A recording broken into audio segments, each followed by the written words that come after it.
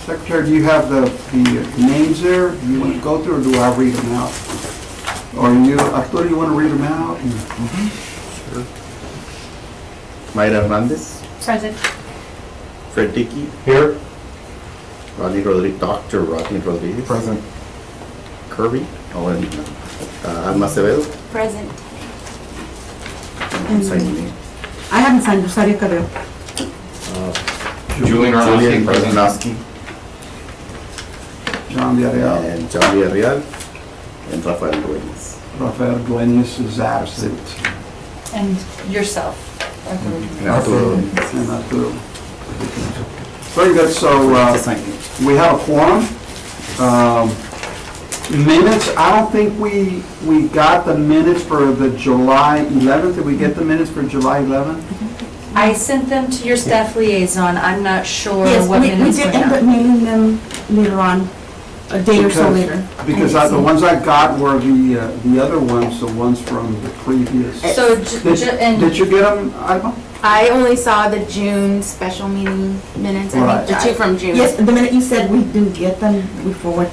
right, so the just so you know, the agenda has May, the 2 June meetings in July. The 2 June meetings have already been approved by this committee, so that, there's no action needed on those 2 meetings.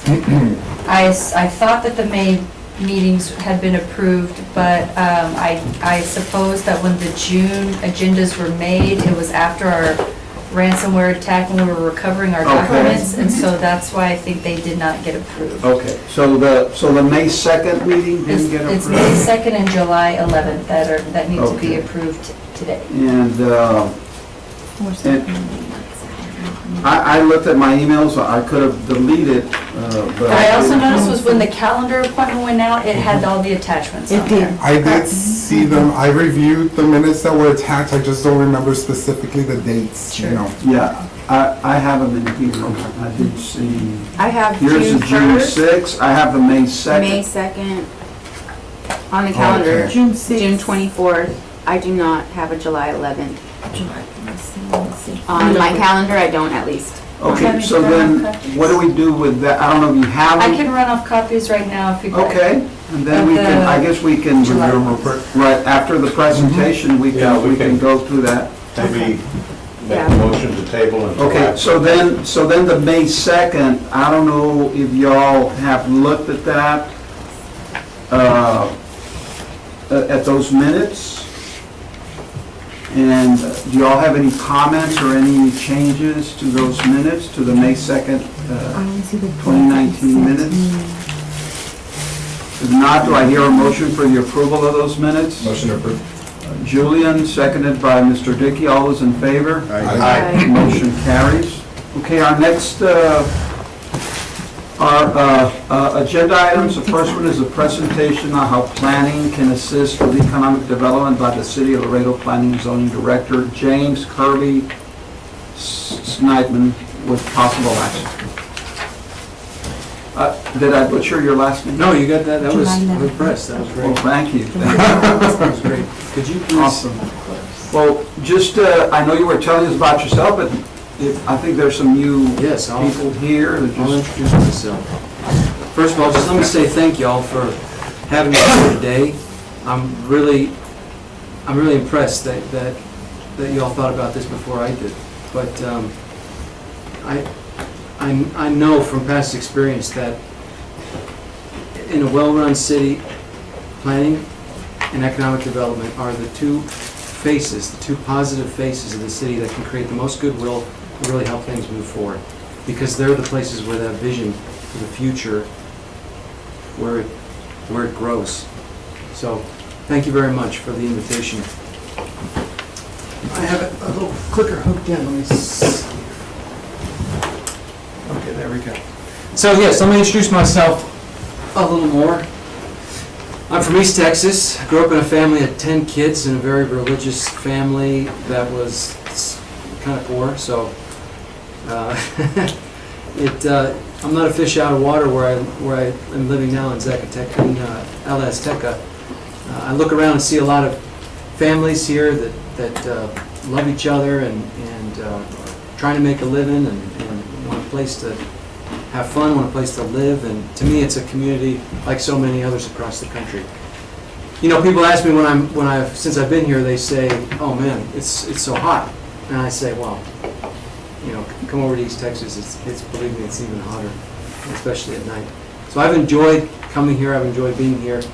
Our family used to come with some other families from East Texas. We'd drive down for Thanksgiving week, and we'd spend it on Matagorda Island. And that was fun. It was like Lord of the Flies for us, you know, because the great thing about Texas beaches is you can do whatever you want. It's like no man's land. So either the weekend before or the weekend after, we'd come to Laredo to visit here in Laredo, and then also in Laredo as well.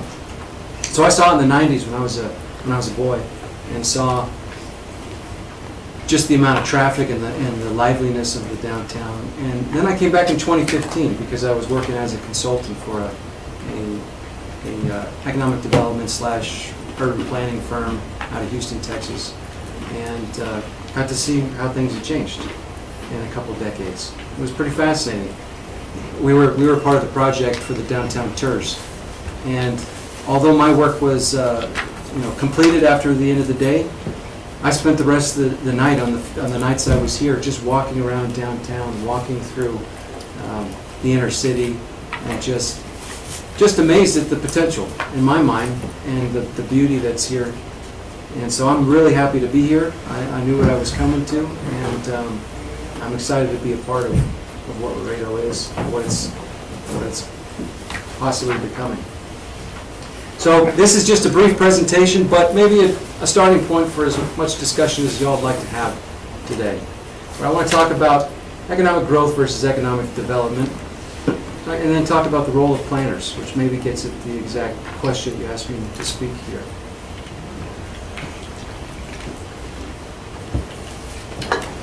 So here's our staff right now. We have several positions that remain unfilled, and the structure of it I'm proposing to change. So we will be adding more staff, but this is us. In the center there is Jesus. He became a citizen a couple weeks ago, and we celebrated that with him. We mostly now in the planning department are serving in a role of current planning. So we're facilitating the entitlement process when somebody comes in to build something. Most of the time, we're helping them through that process, make sure they're in compliance with the zoning and the other regulations, the other city ordinances they need to do. It has been for the past several years that it's been the focus of the planning department to have staff on that, and then to use consultants for the long-range planning work. My proposal when I was being hired and still is to change that significantly, to make staff the ones that have the ability, the expertise here to do the long-range planning for the city. And rarely would we use consultants. That approach, there are some drawbacks. Maybe our capacity, we might have capacity issues on bigger projects. But to me, the benefits far outweigh the costs, and that is that we have the expertise here. And if there's a board or commission or a council that has questions, wants to investigate something, wants to research something, wants to analyze something about the future of the city, and we don't have to wait 6 months to hire a firm and go through that whole process. We'll start working on it that next day and get information and answers back, and help create a lot of long-range plans that speak to what the city wants to do. So that's a little bit about. And then our aim at the bottom, I've been pointing this out as much as I can. When a planning department does its job, it's unbiased, it's unpolitical, it's there to advise on best practices. Now, and then the decision of council or those that are in positions of power, they get to make the decision. So I don't want to be in a role of telling people what they can and can't do. My role as a city planner is to advise council, to advise commission, planning commission, and to advise all of the boards and people in the city. And I take that role very seriously. I'm not here, I didn't come here with any friends. I'm making a few, but I'm not here to make anybody happy. I'm here to do a great job. Here's our mission statement. It's the planning, so a little distinction. There is the planning department, but we also house the Metropolitan Planning Organization. In the 1960s, the federal government well, 1950s, the federal government had some really big infrastructure, transportation projects that went through a lot of communities and destroyed them. People were very upset. And they said, why weren't we consulted? Why didn't y'all talk to us? So the 1962 Federal Highway Act required that if the federal government was going to put dollars to infrastructure and build, then they had to consult with local planners. Now the problem was, a lot of local jurisdictions didn't have those planners. And so in 1965, they came back with another Federal Highway Act, and they instituted what was called the Metropolitan Planning Organization. So they set funding aside, and this was 50 years ago, for there to be planners that focus on, have ability to do that planning so that locals are consulted. So from then to this time, depending on the size you are, there's a certain amount of money that comes. And in a lot of cities, and I would say depending on the size, the Metropolitan Planning Organization is a separate and distinct organization. But it's not uncommon in smaller cities that it's a part of another organization, like in this case, the Planning Department. So we have the Planning Department, which works on planning for the city, and then we have the Metropolitan Planning Organization, which works on transportation for the region.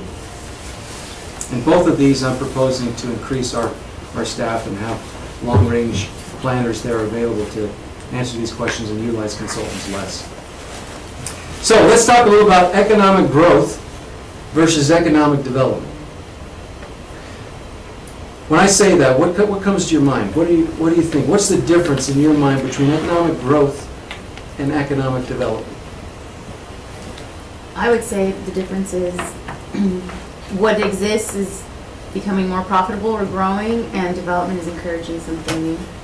Okay, I like that. Anybody else? There's no right answer here. Well, Smart probably. growth versus basically planning what growth, how the growth is going to take place versus bringing in a new style of growth. When you say smart growth, what do you mean? How a city would be able to understand the growth patterns and plan for the reinvestment according to those growth patterns. Okay. Yes, Fred? Well, to just plan that growth properly, orderly. What is properly? No. What is the best? Would you plan for that growth? Yeah, what is proper growth? What's best growth? What it, No, I'm. You caught me. Yeah, no, I'm glad I did. You're taking a quiz. I I personally think what's every community is different. We can't be cookie cutters and say, well, what worked for, DC or Seattle is going to work for us, because we're very different. We're very unique. So I think that we need to know our people. Yes. And I agree, we are unique, but what has worked in some places can't, or a variation of that would work here. It could, yes. But Depending a on it is. variation to our needs. Yes, I agree with that. I agree with that. Something by nature, the other one by Right. Let's A combination of both. or plan. Yes. Yeah. Any other thoughts? Really simply put, economic growth is about bigger. Right. Economic development is about better. It's not uncommon for a lot of cities to just focus on increasing tax base. Whatever we can do, tax base. Whatever we can do to get more sales tax, whatever we can do to get more property tax, without really thinking about what is the cost associated with bringing that new development in the way that we're proposing to bring it. So you might have an economic development department that is just focused on bringing in and generating increasing tax revenues, increasing the tax base, but not really considering those other questions. And that's understandable, because it takes long-range staff, it takes planners, it takes people focused on the future to really ask those questions about, okay, we're opening up a huge industrial park on this part of the city. Yes, great, that's going to increase property tax values, it's going to bring in jobs. All right, but let's really analyze how many jobs is it going to bring in? What type of jobs? At what pay? How long are they going to be there? Is there going to be an attrition over time? And this property value, what's the cost of servicing that with fire and police and with sewer and water? When you add it all up, it may turn out that that was actually a net loss for the city. to have this huge industrial park develop. But it's not uncommon for a lot of cities not to ask those questions. But why are they not asking those questions? I think in some places, it's because of constraint of staff. They don't have the staff that are focused on that. Although there may be staff in another department, they're not working together to connect those dots. You know, I often think about this a lot. It's a great question because I wonder, as a planner, sometimes our biggest conflicts come when we're working with engineers, specifically traffic engineers. Now, we have a great one here, so I'm really excited to be working with Danny McGee. But in the past, working with state DOTs and other traffic engineers, I often wonder, why do they just think about cars? Why is it almost always that they're just focused on vehicle traffic? Why aren't they thinking about other modes of traffic? And I'm not sure I have all the answers, but I think about when you have a job, you always have a boss, right? And no matter what you're doing, you could be doing 100 things, but your boss is going to ask you about 100 things. He's going to ask you about a couple things, how you're doing on that, he or she. And that boss is going to want to know how you're performing on that. And sometimes we boil jobs down into very simple metrics. That's how you know you're doing a good job, and everybody wants, most people want to do a good job. That's how your boss knows you're doing a good job. So for a traffic engineer, what does it ultimately boil down to a lot of times? Vehicle flow and the rating of that street.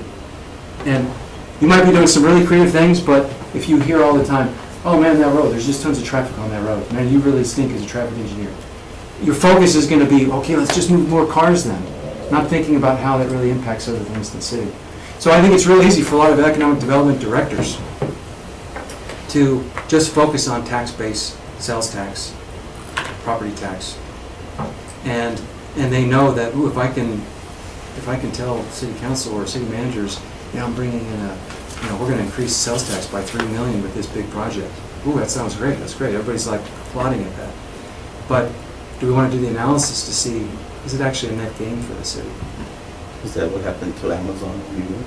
That's exactly what happened, yeah, with that situation is the city, you look at some of the smarter cities where they might have, the whole thing was kind of a smoke and mirrors thing for Amazon. But yeah, there were a lot of cities that didn't compete for that bid because they knew, even without the subsidy, bringing in what they're bringing in, it may not be, it may not be a good fit for the city.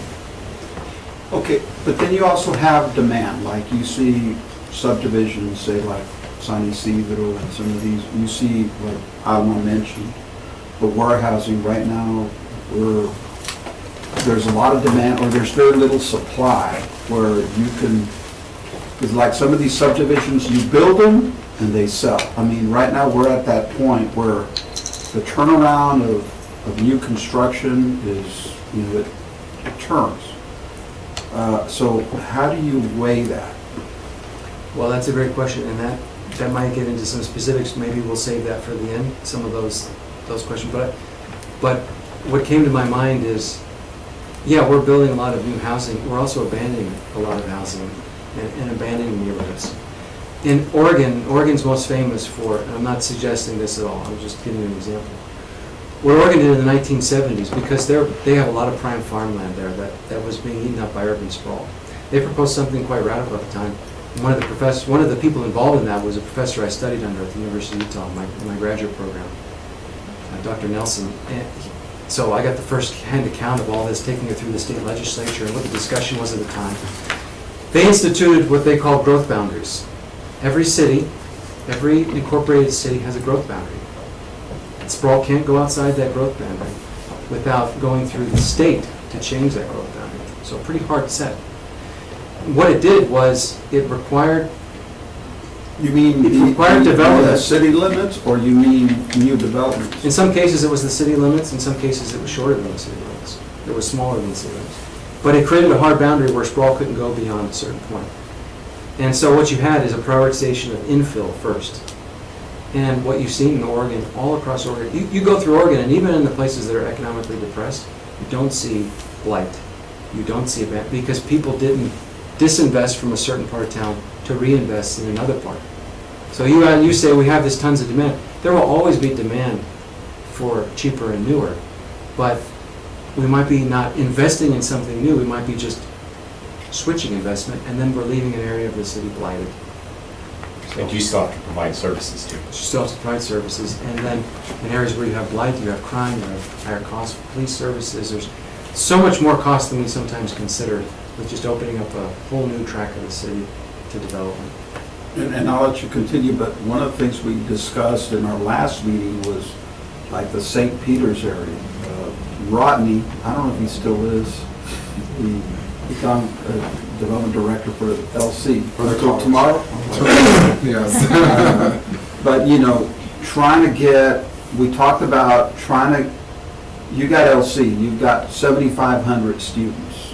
You've got St. Peter's, you had LISD move in there, now they want to move out. You've got beautiful historical homes, so how can you bring those two together? I mean, everybody thinks that the railroad is sort of the boundary for LC, so how can you get the mentality of saying, you know what, sort of like West Campus, I don't know if you know what West Campus at UT, right? Everybody knows that's where the kids, so could it be something like that here? That is a great idea, and believe me, we are thinking about that, and we are going to, you know, the comp plan addresses that, and we're going to be looking at that even more as we look at solutions for downtown and build on what we already have. So, yeah, great questions. This is a great group, and I'm really excited to be here and hoping that this is a continual thing. I'm going to plan to come to Well, these meetings. we're excited regularly. to have you. Thank you. Yes, we are. I'll be planning to come regularly. But I want to say one thing about that growth boundary, because I brought it up, somebody may get the wrong idea. My approach to planning is carrots, not sticks. I'd like to give as much, I would advise council to give as much freedom as we can with property owners to do what they can. But one way that we really stir development, it's not that we need a growth boundary to say, hey, let's stop doing all this new stuff when we have such great infrastructure already. It's not that we need to restrict. One of the biggest challenges, I think, for Laredo is that we've continued to incentivize urban sprawl by subsidizing the cost of development with our utilities and our infrastructure and our roads. You mean like the tourists? No, I mean like how much building we're doing on the periphery of the city when we're already so extended with our utilities. Now that may be a controversial subject, but again, I'm not coming here to make anybody happy. I'm giving you my best advice, and then you do with it what you want. But where we make public investment is probably our strongest economic development tool, not incentives. You know, a business that's considering coming here, sure, if you're going to offer them an incentive, great. But at the end of the day, do you think 1-2% makes a decision for a corporation? No, it doesn't. Not at all. Not at all. Okay. But they'll take it if you'll give it. But infrastructure and public investment, those make or break a deal. If your city has them, they'll come, and if they don't, if you don't, they won't. It's as simple as that. And that's just not new. Sometimes we think about public investment, we're thinking about this big empty thing on the side of town. No, a lot of companies now look at infrastructure in a downtown. They look at an urban fabric, and they look at quality of life for the people that they'd like to employ, and how hard is it to keep well-trained and good people there. So anyway, that's a little tangent I went off on, but just to say that you're thinking about all the right things, and I can tell we're going to have some great discussions. So my plan is to come regularly to this meeting, to just listen and be there to answer questions, and to see how we can work together. I'll run through the rest really quick, but role of planners, I've got 3 of these. First is growth facilitation. So there's a lot of information in the planning department about lots and utilities and where that, you could go to all the different departments to get that information, but we have a lot of it in the planning department, and my plan is to get that more digital, more easily accessible, so that, and more public online, so that everybody can view it. So that's all information that you would want to access, that your economic development staff would want to access. Development enhancement. We touched on this a little bit. When we're talking about growth versus economic development, there's a quality of development that I wouldn't say you need so much expertise, but that as planners we think about a lot. When we're building something, when we're building blocks, when we're building subdivisions, we think in terms of amenities and quality and how it adds to a city. So those are all discussions we can help with. And then planners are very familiar and should be long-range planners with the economic development activities happening in the city. Looking at population growth, looking at jobs, looking at the quality of those jobs, understanding the land use and the implications of using it in different ways. And businesses, we have a lot of data on businesses that we can gather and share and show you trends about what kind of businesses are coming, what are going. All this is really good information that we can share. So I'm excited to be working with your new economic development director. He's already said hello. He seems like a great guy. I'm sure we're going to have a great relationship. So he's been officially... I heard yesterday a rumor, so I didn't get any official news, but I'm not up to date on the news. It's been posted on the city's agenda for Monday to introduce Mr. Teclo. Yes! So he accepted and he'll be coming on board on Monday. However, Yes. he couldn't be here simply because we want to be able to provide the courtesy. Rodney already bought his house over there. Congratulations. Thank you all for your hard work. I have a Glad you just traded. Yeah, they just switched. So I have a question. Considering what you're stating, that it's vital for at least these two departments to work together closely, where is your office located and where will the office of this individual be located? Well, that's not a bad idea, but of course you'd have to talk, that's a question for What question was Rosario. it? But So location, where the economic development office is? the economic location is going to be here at City Hall. And we're already prepping it up. We'll be putting some carpet in there, buying some desks, and it'll be situated very close to the city manager's office because there's a lot of information that is going back and forth as far as negotiations and direction. His office is also downtown, and we may be looking at changing their current location. However, it'll still be in the downtown area within very close walking distance. Yeah, or biking distance, because I ride my bicycle Good, around town. that's good. I live downtown. About 80-90% of my trips in a week are all on City bicycle. staff endorses their So I- own rules and regulations. When the staff rest takes a of the car, board- I beat them because I go on. And I then can't imagine you might to have to add change a your- third department, how far are you from utilities? Oh, yeah. Utilities is pretty far away, but, Are they over at the- Well, they're at, but we have a, At the airport. we talk a lot. Oh, the airport. Oh, okay, which we have the airport director too. And- Airport. And the only reason why, I'm coming from higher ed, and one of the things that higher ed has done is the one-stop shop. Because you had financial aid in one area, you had registration on the other end of the university, and so all of a sudden it's like, wait a minute, we're losing opportunities, and so everybody was kind of condensed into one centralized area, and right now that you brought this subject. We have the it's same like, thing. well, all of these offices, it's vital for them to talk to each other, but you're at opposite ends of the city, probabilities are you're missing an opportunity. We have the same exact thing. So building and planning are together as departments, but we have a one-stop shop where we have a representative. They're from utilities, they're from traffic, they're from engineering, and then of course building and planning because we're already there. So if somebody comes in and wants to start the entitlement process, we're all there, we can answer questions for them. But yes, we're going to be working very closely with economic development staff, and I can already tell it's going to be a strong relationship, even though we'll be a few blocks apart. I have a comment on the that you proposed, or you're going to propose that the staff themselves be better equipped to be consultants or long-term, and touching on that, yes, things work for other cities that may or may not work here, but what you're going to need is somebody local. And I always go back to one time I mentioned to the mayor, I think it was before the Thecos came back on board, we had just lost the Lemurs, and I said, I love baseball, I grew up on baseball, but I did not grow up in this heat or surrounded by mosquitoes, and it's really hard for me to spend my summer in San Diego. It's really hard for me to spend my summers getting attacked by mosquitoes in 110-degree weather, or else I'd probably have season tickets, So what does it take when you get these consultants from other states or other things? I mean, maybe somebody local would have had the foresight to be like, hey, let's put a dome on it for an extra however much. I mean, I know that costs money, but that's something that you think if you have a domed facility for family entertainment all summer long, you're, you're not exposed to the sun and the damage it does, and I just feel like things like that. So I think that local input you're exactly right. huge, and I think also better educating not just city staff but just people locally to be able to look at that, is a great idea. So I I like that idea. Thank you. You're exactly right. When I was a younger planner, one of the first planning jobs I got, I was asked, what do you think makes a good city planner?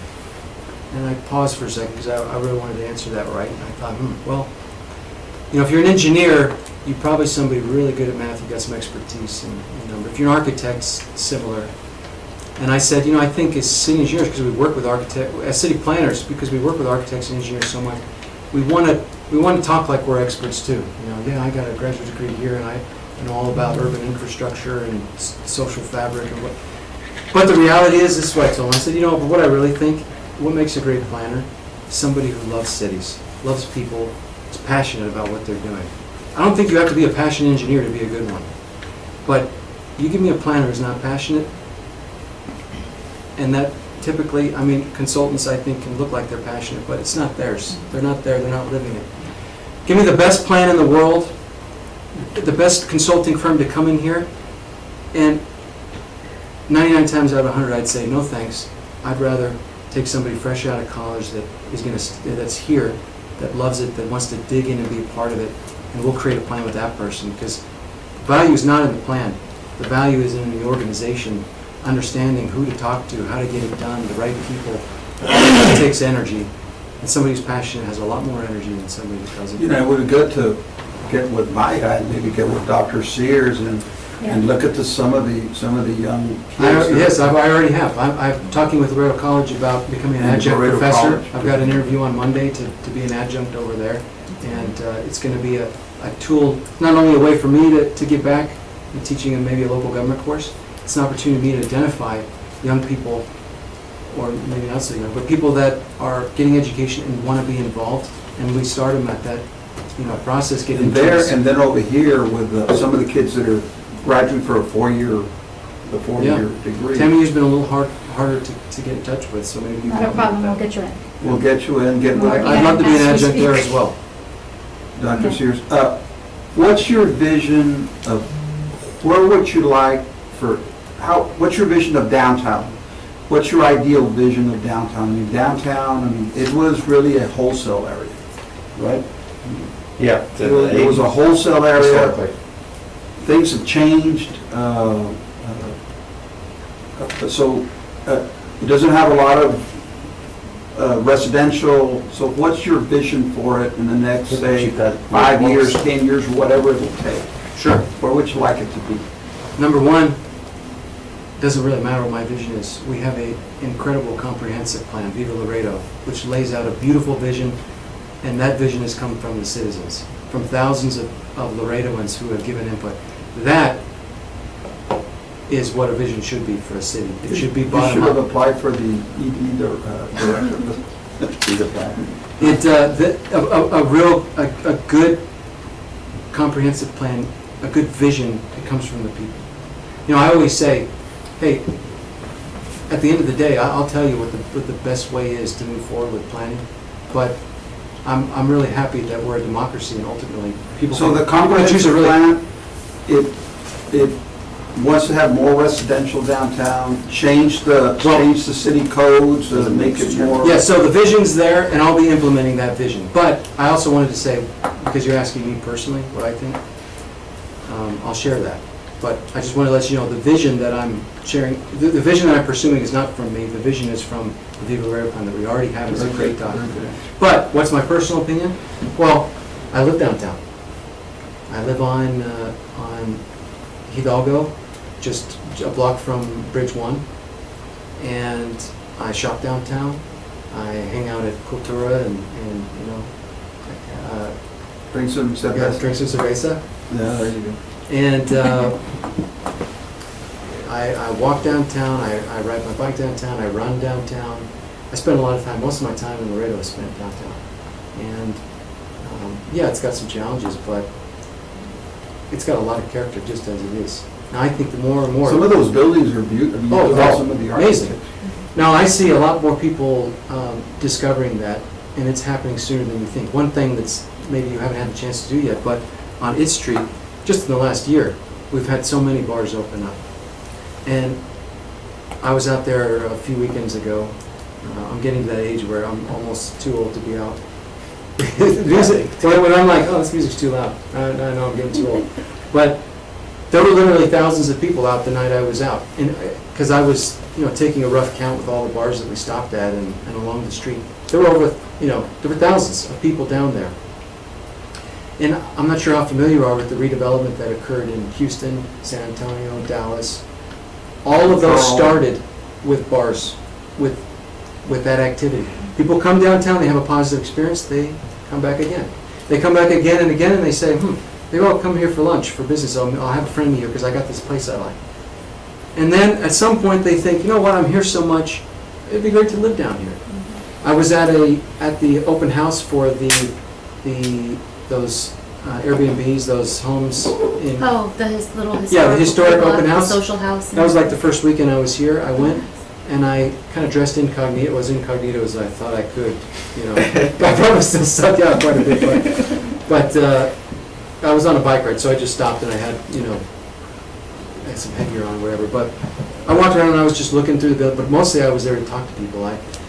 Someone was in a room looking at it and I'd say, hey, this is kind of cool. And yeah. I said, you think you'd live down here? Think you'd want a place like this? 9 out of 10 people that I spoke to, and a range of people, old, young, male, female, they all said, yeah, this is great down here. It's like, wow, I really like this. This feels cool. Wow, this is great. I think there's a lot of interest there, and you combine that, some of the properties that are turning around, with the bars that are there. What I'm saying is, if we have a great plan, it's not government doing these things. It's us maybe getting out of the way a little more, and it coming up from people rediscovering how great a place it is to be downtown.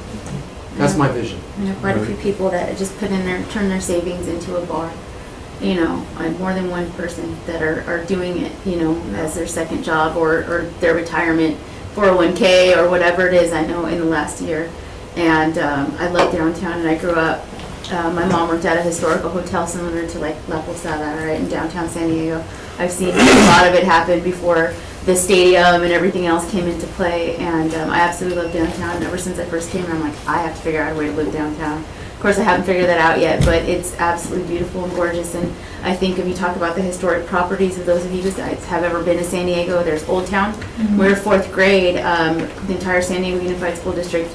We took a whole 1-week field trip, and every 4th grade class spends a week in Old Town, and these restored mansions, historical homes, and learning all this colonial history and everything. And I just see, I see that potential here. So many things, not only to help the history here the is history, awesome. the restoration that could happen, the museums that might be open on the weekend. I don't know. That seems to be a far-fetched idea in Laredo, but museum keeping office hours. It was far-fetched 20 years ago in Houston and San Antonio and Dallas, and those are much bigger cities, but downtown's great, and it's going to be better, and it's very exciting. Okay, I we think do the have city's doing an another. excellent job because they're already investing in the downtown area as we speak. Because I just like it right now because sometimes I'm driving around and I'm like, darn it, the street is closed, forgot.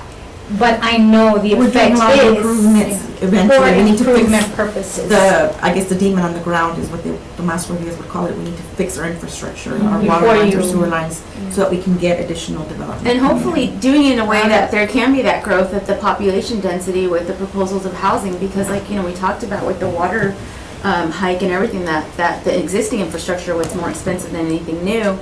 But if you're putting something to replace what's in existence now, are you thinking about, hey, if we put apartments in this whole block, our pipe's going to be, the newly installed pipe's going to be covering whatever that'll be in 5-10 years. So I don't know if they're doing that or not, but that would be the way I would like to think about it. I don't know. You don't have to go that far. Here in Logan, there's like 50 acres that belongs to the city. Ready for development. I mean, So we have another agenda item. I don't know if there's anything else. No, just thank you for letting me But come on. but we want you to stay because we're going to talk about community goals and maybe you might have some input, right? So Do you want to look at the can we go to the next agenda item or you're right? Do you want to? minutes I'd like to make priority? one comment about fixing it down. And I said this last time, and I think, I don't remember said that the city's already working. We need a grocery store to. Yes, and that's We are- something that we've been yeah. looking at, and we've gotten a lot of closed doors. We could talk about that on our second agenda item though too, because I did mention last meeting about, my meeting at HUD, in DC, so. Okay, Yeah. very good. Why don't we go to the minutes?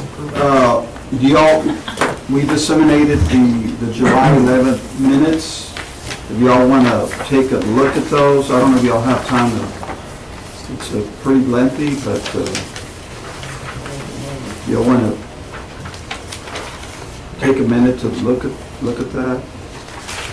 Mr. Chair, I was multitasking when, a little earlier in reviewing the minutes for sake of time, and I didn't see anything out of the ordinary, so I so move for these minutes to be approved. Okay. I second. Julian seconded. All those in favor? Aye. Nay. Motion passes. Okay, our next item on the agenda is discussion with possible action to discuss committee goals, our EDAC committee goals. So I requested that agenda Yeah, item. go ahead. I know Arturo had shared the mission statement, mentioned comprehensive. I know I'm newer on this committee. And besides these things like, the planning, utilities, and a few other specific things that got brought up, I know that the committee had started the inner city housing initiative. But other than that, I'm not sure if there's anything else that we've worked on regarding economic development, and especially comprehensive economic development. I try to put everything I can in this, any newspaper articles that come up, some recently with the, And it's good that you share them, because that's how we get ideas. yeah, and I haven't been as to date with the things I have going. I just finished, I've been school full-time January to May, and then I started a different online program, and I just graduated July 13th, so I'm trying to, thank you, I'm just working on work as much as I possibly can. But I know recently in the news, it was, one of the worst places, to raise your family. Also, that article I did share regarding Steel Dynamics, putting that investment into Corpus and Laredo being its number 2 choice. That represented, I think you said 600 jobs. And Olivia Varela of Economic Development Corporation was saying that one of the things they were looking at was $1 to $2 million a mile to develop a site that would meet their needs. That in Corpus or? No, here in Laredo.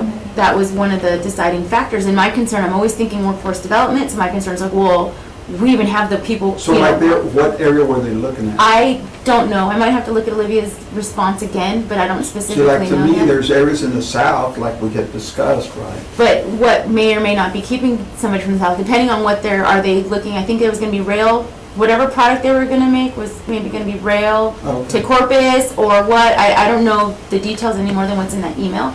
And then of course I have to refresh my memory on what it specifically says, but I think that now maybe a good time to be like, is there a need to have another subcommittee, that you guys have your subcommittee on the housing, or discuss some other things. Again, I always have that workforce development state of mind, but that article in Olivia's comments are things that may or may not have ever entered my mind before. I don't even think of why don't we have more manufacturing. I think, well, because we don't have CNC machinists, maybe. But it could be that no, what's really keeping people from investing is because it might take something like that just to make a facility with the adequate electrical power. But you just mentioned that the old Union Royal place would be perfect. Oh, I know there's a lot of land and there's business developing, or buildings developing there, but I don't know what that $1 to $2 million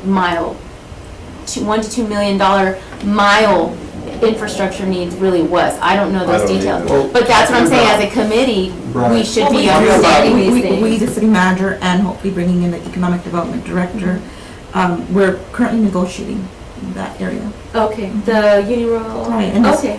And it's things that we can't discuss openly because of the Right. negotiations. And I know, and I mean, think, talking about redevelopment as far as economic development, as far as growth, you have the old Tex-Mex area, the Tex-Mex area, like from Marcea on Market, you know where I'm talking, all that, the old area where Larry Tex, all that area, going probably to Meadow, I mean, there's, huh? That's the one I just mentioned right now, the Logan area. Oh, okay, I'm sorry. It's like yeah. 50 acres. Yeah, so, and I'm sorry, I didn't, but Okay. see, like that area, you know what I mean? It's got the rail, it's got Utilities. some facilities, it's, Utilities. you're absolutely correct. It's even got the NEZ in there. Close to downtown. yeah. Yeah. So I don't know, maybe one of these days, I agree, we can get a little subcommittee and go down, or others go to lunch, just without getting a quorum, guys. And go look at the sites over there. Do we know what those salaries we're gonna pay, those 600 jobs? I don't know, and I was looking at something from Laredo EDC where it mentions that I think overtime and mileage, there's like a $2 over minimum wage that they look at for something to be, The prevailing wage, right? right, yeah, and so, I guess that would put us at, what, Yeah. $9.25, $9.50? But they also, it doesn't account for overtime, but it does account for some other things. So we'd have to really see, and I guess really, my agenda item is I guess twofold. We need to, I need to better understand what these things are when we talk about $1.5 to $2 million mile to develop something. And also, I think that, also to better study what's in front of us as far as the comprehensive plan. I just have the economic development section here. And prepare ourselves, and hopefully I didn't know at the time when I proposed this that we had the new director hired. But of course, meet with him right away and go over these things. But so we could come up with other things similar to a plan, like the Internet City Housing Plan, that could align with the public-private educational partnerships that we all represent here at the table. But I think that's more than anything. And one of the other things that may or may not be an issue, I'm not sure if Herbert could say anything, but I've heard things say like it's hard to develop long-term when we get piecemeal private land. So I'm not sure what a challenge that is for when you look at a big project. Piecemeal private land, what do you mean? That I understand a lot of the surrounding undeveloped or underdeveloped area is still privately owned. Yeah, So for Here example. you got just a couple of landowners. Landlocked. Yeah, so if you have maybe something, a private, section of land that may be in the way, let's call it, I don't know what better word to put it, but it's private, let's say it's where I'm at, North McPherson and the Loop, and then I want to get to the Uni Royal project, Port Grande, and then maybe there's private land, so there's not going to be a road there, and I'm going to have to, go through the traffic and get there a different way. Or if you're from the south going somewhere to exit 13 to work in the warehousing, there's not an easier way to get there because there might be private ownership, so you can't really plan and develop those routes. I'm not sure if that's something that really holds back the city planning. I'm not sure. So it's just certain things that maybe that I would personally like to know more about, and just seeing is there's goals. Again, I say always workforce development. I've been working with the college and talking with the college a lot about having some more industrial type programs. And I'm hoping we can continue that in Rodney's absence. But that's just one idea, because I've been involved in talks and discussions with people in webinars where they always say people are going to go where the highest trained people are, because that's the hardest thing for people to capture nowadays. Everybody wants to blame millennials and things like that, but it's a hard market to capture. And I've also heard the educated people, whether young or old or whatever, they're going to go where the best quality of life is. So it's a cycle. We have to have that educated workforce if we want to, while we're educating our own and we're trying to bring other people that are educated to be able to work these jobs, we have to make sure that quality of life is there for them. And then of course we all have our own definition of quality of life as we think about entertainment. My concerns are more medical. If it's very hard to get some of the medical services you need here in Laredo. And you had to go to San Antonio. My coworker had to go to Corpus for shoulder surgery and things like that. And that's just, those are bigger ticket items. What if it's something basic, waiting 2 or 3 hours to get your annual checkup? And like one of the things we did to start, I'm sorry, go ahead.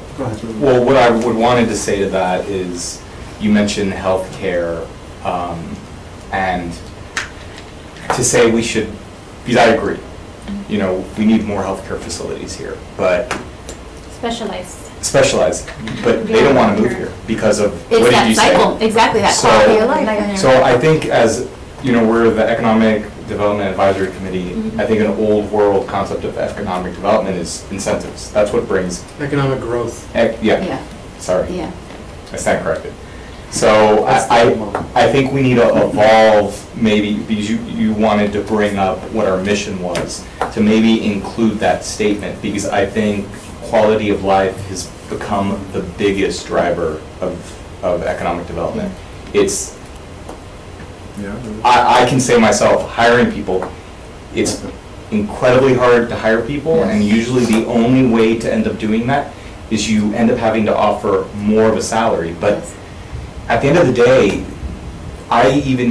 you hear people say, I can't raise the salary to that point, so it almost hurts the community in itself, and ends up contributing to the high cost of living. Yeah.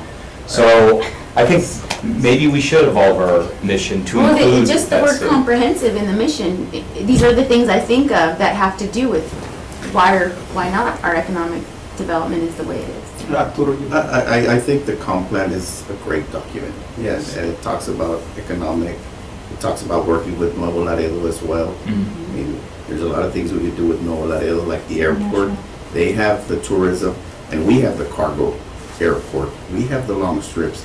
And that's how we have to work. We have to get the metro, maybe take the people that are gonna fly out of Nuevo Laredo and bring them back. I mean, we gotta work and get things going like that to really. I think Kirby went across recently. You Yeah, want I to give wanted to us tell you, because your take? I'd like to do the same with Techlo, getting him in touch, but one of the first things I did when I got here was reach out to the planning director in Laredo. It's a little different there because it's a federal system that advises local, but Yeah. anyway, there's someone in a comparable position over there. So I contacted her and I said, hey, look, the politicians shake hands and take pictures, and that's good, but we need to talk. Yeah, he So- said abrazo. So I invited her over here, she came, and then I went over there. We're having regular meetings now, she's coming back, I'll be going over there. By the way, when I went there, I got a tour of the whole, all of New Laredo, and she was a little puzzled, because I was like, hey, What about? I can we remember stop at that Walmart? She's like, what? And I said, yeah, let me stop at Walmart. Because I wanted to walk through the Walmart to see, we got all these Mexican shoppers coming here, but I saw Home Depot, Walmart, Yeah. Office Depot, It's a McDonald's, corridor, it's just a all of little that, shopping most of what you center. see over here is over there, so I was Yep. just very curious. So I walked to that Walmart with her, and she ended up showing me a really good tequila. But that wasn't why I stopped. It was after hours. But yeah, well, I didn't drink it, I just bought it. But the point is, you're exactly right, we need to do more with them. And so what we've agreed to do, we're working on a plan that will unveil hopefully in the spring. It's a redo of a 1992 plan, of Los Dos Laredos plan, where it's really just a showcase of the projections and what we see for our region. We're working on that together, and then we're also going to start the first annual, hopefully, what we're calling a Border City Planning Conference. Where it's going to be, this is just vision at this point, but Laredo once a year, or once every other year, and another border city another year, because we're the biggest port. But we're going to invite, I'm going to invite all the city planners from all the cities on the Texas side, and she's going to invite, she's a well-known planner in Mexico, she's going to invite all the Mexican city planners on the Mexican side of the border. We're going to meet in Laredo. I imagine this first year, maybe it'll just be 50 people. We're going to get together and talk. How are we planning? It is a little different here, like Rosario said. We're not like other places. That's not a bad, it's a unique. So let's talk about it, let's share ideas. So we very much need to not draw our maps like this, where it's, oh, here's our city, and this is blank. You know, I told her we need Have you had the chance? I told her in the planning department, for us, yeah, exactly. I said, we will never produce another map that shows this side blank. We're getting their data, and it will always, you'll always see them together. You'll never see that anymore. We're not gonna do that anymore. Are you guys familiar with the socio-economic handbook that Nuevo Laredo? Yeah, sure. They have a new one. It's on, what is that? Dr. Scheffler's, the Texas Border. Do you know Dr. Scheffler yet? From him? Yeah, We need to know we Dr. got him Scheffler. already. We'll Okay. contact him. Yes, you need to meet him. They have it on their website, Tammy. The Texas Border Economic, I'll have to add, that's those really cool. acronyms kill us. But yeah, so Nuevo Laredo, the municipal government produced a socioeconomic handbook. I have the 2017 copy.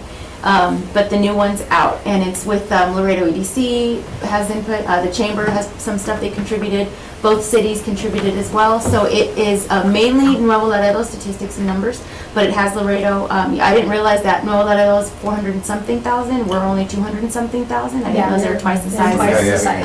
And things I like that, remember it's much higher workforce, than that. ages, And so, it's a very neat concept that they did to include both, and that might be a good starting point. Thank you. And he's actually from Nuevo Laredo. Oh, great.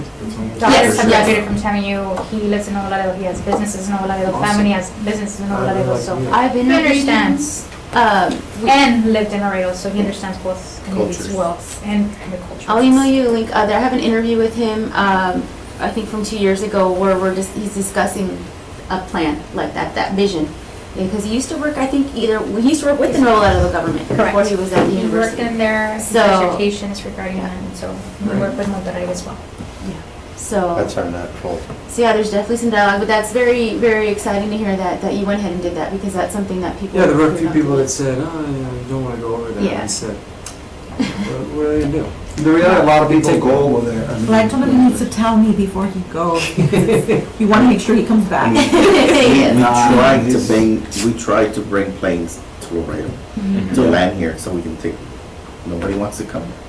So, and they When you go to say- Nola, When you say nobody wants to come here Laredo, to Texas, Laredo, Texas, to our airport. is it because of the international component? Because I've heard the same thing, is, oh, I don't want the international component, so it's not something the city can do anything So- about it, because that's federal. We've been But- trying to negotiate, as long as I can remember, with flights to and from Laredo and Mexico City, right? And so the airport is not a revenue generating department, which it should be, right? It depends a lot on its leases and its fuel and its, I guess, daily operations with vehicle rentals, et cetera. And so there's assistance from general fund to begin with, in assistance with the operations of it. It's a beautiful airport, very equipped runways, and we continue to improve on them. And so what makes perhaps McAllen very competitive as compared to Laredo when it comes to airlines, and I'm talking about commercial airlines, is the fee that they get in their contract. We tried doing an open records request, and their initial to say, hey, I'm coming down to a city, can be anywhere from $1 million up. And so that's something that we need to really consider as a city council and city government, to be able to say, okay, so we want these entities come in, so then let's entice them with these type of incentives so that they can come in. And this particular airline that we were looking at, their planes were even older, and I'm thinking, okay, so we're gonna invest so much, we at least like better quality airplanes. So then we said, well, maybe we can go to the custom brokers, and maybe they can assist us with certain guarantees, because they want guarantees of certain amount of flights. In addition to the dollar amount that they want as a guarantee, they also want guaranteed flights. Like, people to actually buy a certain amount of flights on a weekly basis. And so that's where we are now. On the commercial side, we're working with a couple of cities, and actually state of Jalisco, to be able to improve, I guess, the market for transportation. I was part of a committee when, it was a few years ago that conversation was going on, and I don't know if it is that, but one of the things was guaranteed flights. Yeah. And one of the questions was, and I know this, I asked it, I mean, what's the price?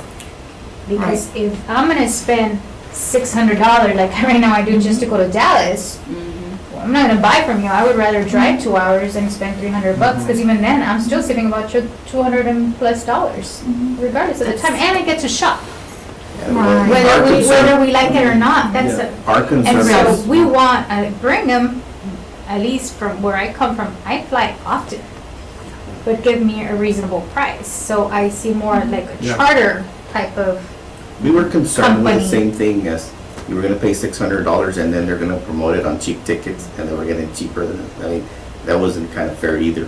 So, but how does Nuevo Laredo get their flights in there? Correct. And during the summer, Nuevo Laredo has purchased somehow getting a direct plane from Nuevo Laredo to Cancun for 2 or It's the 3 charters. months. It's the charters. it's the charter. And that's what I'm saying. And so- Maybe that's where we have to help, and so they can also promote our cargo on this side, because, I mean, back in the 80s, any plane could touch down, but getting out Was difficult. loaded, like at 440,000 pounds, they couldn't get out of here.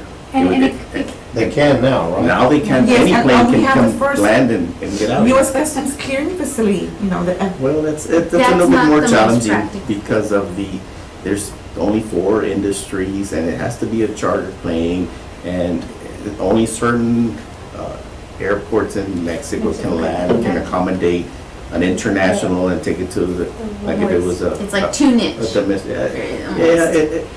was open. And it's a good idea. And that's what we're But working on. here's the okay, so if we have, let's just say, you bring 1 or 2 charters that go to main ports or main entries in Mexico, and there's a new middle class in Mexico, whether we like it or not, and we're not tapping into that market. Let's get right. And they want to come to the US. The challenge is, great, we can't get them in Laredo for X reason. We get them in Laredo. You know what's gonna happen? That way, 3 hours in the bridge is gonna kick our butt. Yes. So somehow there needs to be and I know I Well, pointed that, this out, and then but they it's just like, keep we going need to to San go. Antonio for the most part anyway, that's what we're saying. If you Just only have to have go to the bathroom, put gas, and they're gone. Well, somewhat, because I have to somewhat disagree, because I've seen that people are stopping now here and staying a little bit more here. Okay. It's, because I've seen it at the outlet mall, and in addition, we're partnering for other stuff with the outlet mall. So I do think that the fact that the city's now reinvesting on their infrastructure downtown, and slowly we're revitalizing the downtown area, eventually starting to expose and partner with the city of Nuevo Laredo, I think it will bring and generate additional revenue to our city. The comp plan talks about that. But Doing it's, something with no it's letter. negotiating at the federal level, because it all has an effect, and just the fact that now Well- you're sending 500 people to, not even Nuevo Laredo, they're shipping them to Monterrey. What is that gonna do if we're proposing this right now, today, under this administration, federal administration? Can we negotiate right now, knowing that this is going on? Is it a good time to start negotiating, What, having for conversations Flights? with Nuevo Laredo and flights? Oh, Considering the other things that are out of the city control. you're talking about what you're talking about, cargo and here and tourism there, or you're talking about like the Mexico City flights? Because I know Doing that was something with really that. hard to Yeah, doing guarantee some- anything and. Doing something with them, that's what you're asking. Maybe the international is the biggest problem, maybe they never told us, we hired a consultant for like $70,000 or something like that to do that negotiation, but we never saw the result of that.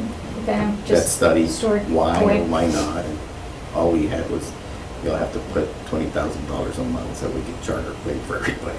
Just And I think there is an interest, again, if flights are inexpensive, because they're Yeah, coming to shop, so they're bringing I a know, like me, family. when I travel, but we got our tickets way ahead of time on vacation. I mean, it's, you do the numbers, we It's worth departed it. from here.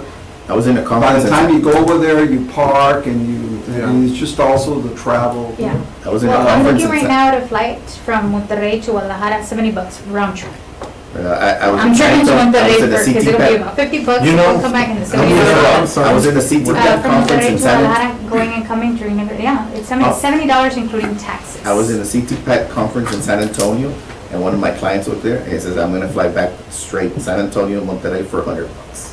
Okay, And that's my question. So, It's like Have we thought about, can we get that airline to come to Nuevo Laredo?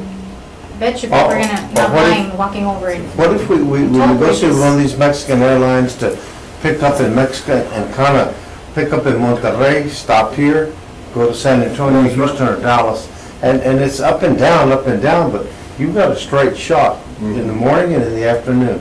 Has anybody thought, okay, let's, Well, It right used to now, happen in one- the Hospital Mexico-Americano, Used to happen way back. and I've used it, that's why I know.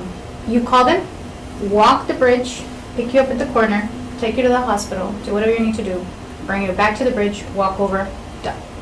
Mhm. And that's in Laredo right now. That's Mexico-Americano, I think, do you know? Yeah, it's a very And nice, it's it's a very nice. a really nice hospital, really nice, and that's based out of Guadalajara, I think, the headquarters. So their doctors are from Guadalajara, who happen to also travel to Houston. And you think, okay, I'm getting that caliber of profession. Sure, yeah. I'm gonna walk over, do what I need to do, and come back up. What is that doing to our city? And then you think of, I've spent a lot less, more than one time, Nuevo Laredo to Mexico City than here to Dallas. Oh, yeah. It's half the price on it, depending on how long. Usually my trips are last minute, so, I know, they So usually you work still, days. that's a little bit higher, Yeah. but not that high. Yeah, but no, even when I plan ahead of time on American to go to Dallas, it's expensive. It's Yeah. very expensive to fly in and out of Laredo. Even trying to add another, Mexico City or anything or not, it's still a very expensive airport to fly in and out Well, of. we had a guy, and I don't remember, Yeah. it was that talked about how even with the smaller planes, how friendly the Yeah, airport. general aviation. So it sounds like maybe we need to have the airport director next Right, time. and I was saying that, get the that's airport another director. Committee goals, But somebody who's done the airport before. I have a general, real quick, I think that, we're talking about, the incentives again got brought up, but I think what, maybe a little bit of one of the lessons I learned today with growth versus development, I think that if we focus on really great development, we won't be needing to dangle the incentives, because I think, I believe in Laredo, that's why I'm here, and I just feel like Well. we have the potential to make where people will be fighting to get in Laredo, Hey, have and you been to Laredo? companies That's something will go more. out of their way to come here, and it's just, what do we do to get there? And I think a good study of the comprehensive plan, as far as I go, I need to review it again. I was part of it online because I never took the time to go to the meetings, but How I would did y'all have my like input. it if we had a meeting, I say meeting, it sounds boring, but I've talked to a lot of people who knew about it or maybe are new to it, like a review of the comp plan, like a chance I for like people that. to have a comp, That's great. open to the whole public to come and it's a recap of. because it should be a dynamic plan. It shouldn't be one that we get and we shelf. And I think as a committee, talking about committee goals, our goal should be that should be our Bible, and we should be able to, Look okay, to that. this part of the plan, and are we doing, that's our map. So Yeah. I I think, would tell like you. you mentioned, one of the committee goals is to look at the economic plan. I also think we need to bring the airport director, we need to bring Oli, we need to bring the LEDC people in here. And also, I think our goals should also be, go back to our council person.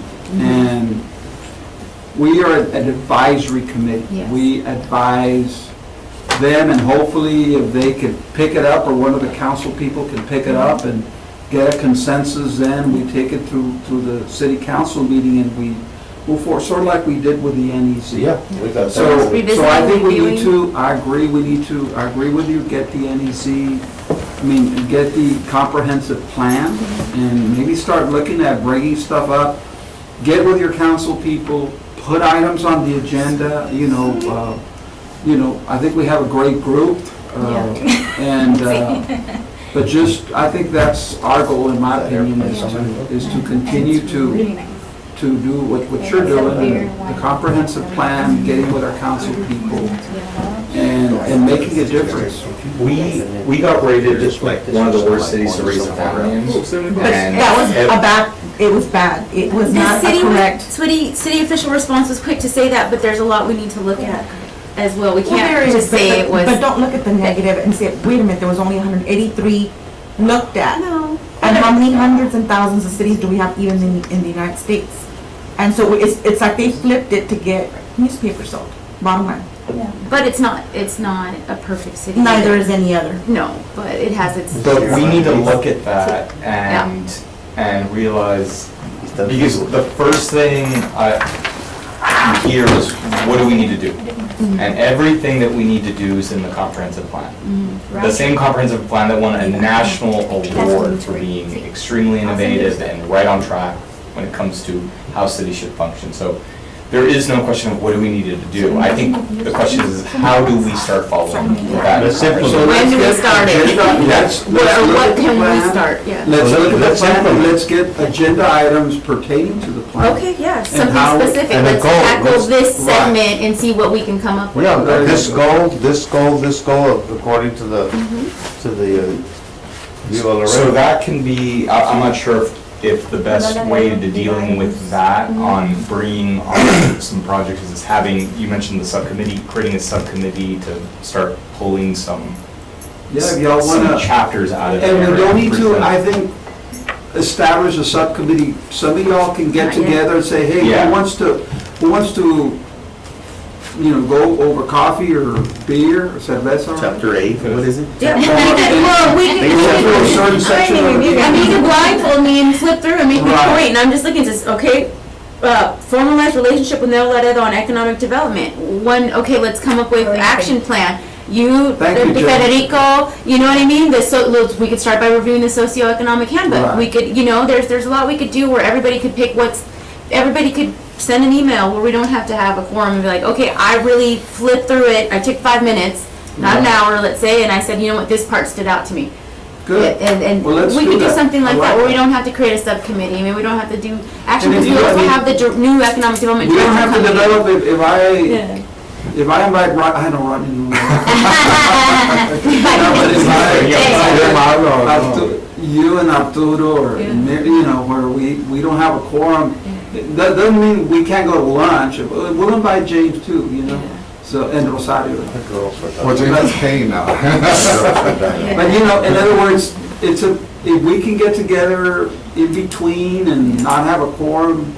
Oh, Councilmember Bali's position's vacant. You said you live downtown. No, I'm just kidding. No, but yeah, there's a lot. I mean, like the planning, let's say, or not the planning, but the plan, the vision's there. It's just a matter, okay, what are we gonna do? Yeah. So, yeah, we need to communicate So with our city council. let's look at the plan and let's Yes. bring agenda items up. Last But thing I on want to your. take, if I can, before Sure. we close, I also want to take a minute to thank the city's administration, because this is a change they're bringing. Yeah, Even this as is they're great. interns, but they're bringing quality Yeah. staff. That's When they very have good. quality staff, Yeah. and they, And again, let's look Count them at in. People that were in the bus. Quarantine. Sorry, I have have been removed around because they were Go. in the wrong seat, but now in the right. I'm gonna go back real quick, just because I'm flipping through, okay, goals 9.4.4, leverage, okay, well, downtown HEB site, but that's, okay. I'm gonna go ahead and put together, information that I have on a downtown grocery store. And if you How's that wanna- for a and goal? if you wanna have the lunch, It just said HEB site and create development plan, but I think that's already Yeah, gonna be the yeah, sheriff's. It was empty at the time, that's why. Yeah. Yeah, no, You know but what? now there's a plan for it. But before it was sold, Uh-huh. it was on the tax rolls. It was collecting ad valorem taxes. And now the county bought it's no longer the tax rolls. Yeah. And there's probably a bond on it, This is my favorite one, hold an annual global conference on innovations and logistics. We have a symposium for that, September 10th. well, let's bring some of that stuff, let's study That's already been taken care of. maybe get a group like of a us, check invite a mark. group of us, Alma. I'll put together what I have. And without a I don't think quorum, HEB make parking and problems. let's look at that for the They next. collect I'll, money. I'll put together what I have, and if we could talk about it in the September meeting, or if there's a need for no quorum, or a special meeting, or whatever, but I don't want to rally everybody up if I don't have anything more solid, and I need to talk to Do that. Arturo about That's that, awesome. right? Talk- So maybe I'll talk to him. Arturo Garcia, About, downtown groceries and stuff. I was with well, him no, at the, actually, Or is there already something handling? getting right, handled? Convention Business Bureau, they're going to several conferences. I've already directed them on one in Vegas that they're going to attend to see if we can attract. Can I go to?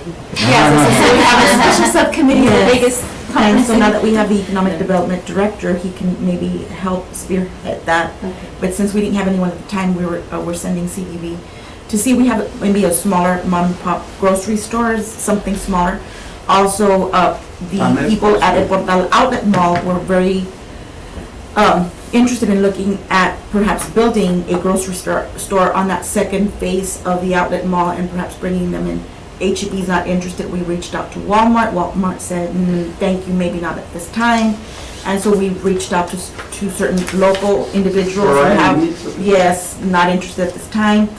So that's why we're going to a conference of grocery stores to be able to see if we can, attract. Did you bring a Randall's or whatever the other said that the HEB would jump? The One of thing the is, things- that they're saying is, I don't think they understand the market of people coming in. And what was happening was the people, most of the, population occurs during the week. Of people coming in, going to Laredo, they're buying their milk, they're buying their bread, the basic necessities. So they weren't buying the big ticket items. And there was a lot of theft occurring at the HEB. And that was one of the major losses of what was happening. And so that's why we need to attract the smaller mom and pops who can provide the basic nutritional food. But also we need to incentivize to be able to do a, downtown home housing. If you put people, We put people there. They will come. then You they know will what, come. or like a So it's steps, CVS, you know, the yes. that's a- Thanks for backtracking. Fix our infrastructure, Yeah. that's what needs to occur so that we can start building spaces. Right. Arturo and I are working on a section 108 loan for some pieces of property downtown, but that is gonna be slow in moving, we need to do the application. started. Yes, we're starting, But but we've it's a started. process. But we're starting. In the meeting at Housing and Urban Development, and I think I brought this up last time, is one of the things they mentioned is a co-op. I used to shop at a co-op in San Diego. And one of the things they also brought up is that it's also a workforce development tool, because one of the things that youth lack nowadays is soft skills. And so if there's something that's smaller, that can be something unique, like a co-op, and also be a workforce development tool, there might be opportunities. And that was brought up by people at Housing and Urban Development. So that's the notes I have. That's what I would be looking at. Awesome. Hey, it's getting late Yeah, for I was us. like- It is. Okay, I want to. But thank you all very much. I guess with that, do I hear a motion? Maida, and I know you raised your hand, or were you finished? No, I'm done. I didn't You get make any a motion? interesting, but I'll yeah. second. Need a second, all those in favor? I, One other thing.